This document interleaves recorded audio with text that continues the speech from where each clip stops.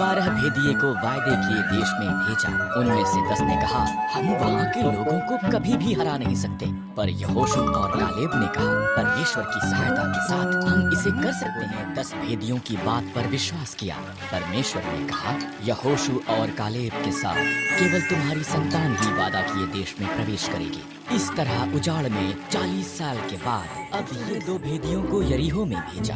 वो रहाब नाम की एक स्त्री से मिले, जिसने उन्हें छिपाया और दीवार से नीचे उतरने में सहायता की। उन्होंने उसे और उसके परिवार को बचाने का यरदन नदी पार की। पहले याजक वाचा का संदूक उठाए आगे गए। जब उनके पाँव ने नदी को स्पर्श किया, तब उसने बहना बंद कर दिया।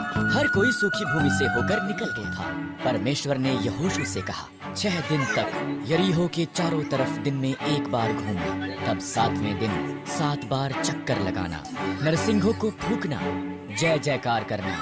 दीवार नीचे ईश्वर पर भरोसा किया। जैसा प्रभु ने कहा उसने वैसा ही किया। दीवारें गिर गए। उन्होंने शहर को कब्जे में ले लिया। राहाब बच गई। परमेश्वर के लोगों ने वादा की हुई भूमि को कब्जे में लेना आरंभ। परमेश्वर के लोगों ने उसकी आज्ञा उल्लंघना की।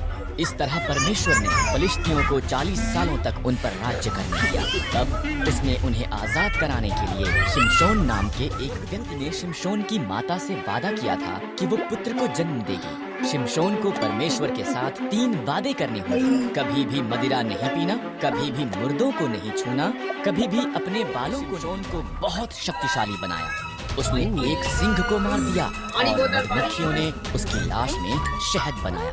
शिमशोन ने परमेश्वर के साथ उसके वादों में से एक को तोड़ते हुए मरे हुए सिंह को छू लिया, यहाँ तक कि उसने शावक एक स्त्री से प्रेम हो गया। फलिश्तियों ने ये बात पता करने के लिए कि क्यों शिमशोन इतना ताकतवर था, उससे बहुत सा धन देने का वादा किया। उसने बार बार इसके बारे में शिमशोन ने दलीला को उसका रहस्य बता दिया।